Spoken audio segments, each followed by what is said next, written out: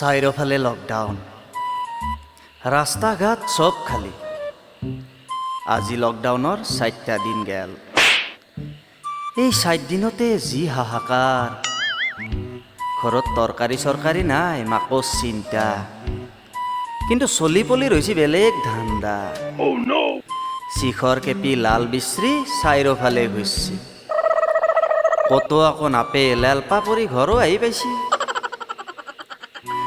তাকে দেখি খৰগে ভাবছি অলে জয়ে ভাল। অলপ পিছত খৰগে বাপা চুলাই দি গা ধুই ঘৰ আহি পাইছে। লগতে টীকাকৰণো কৰি আনিছে। এলা দেখি নবীন জ্যেষ্ঠৰ মুখত বয়া গালি।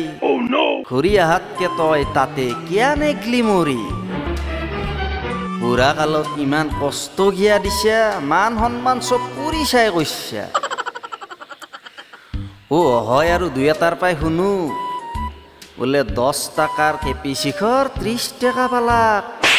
লালৰ কথা বাদ দি চুলাইও বাজাত ধৰিলা। আৰু বোলে চৰকাৰী সাহায্যতো খেলি মেলি।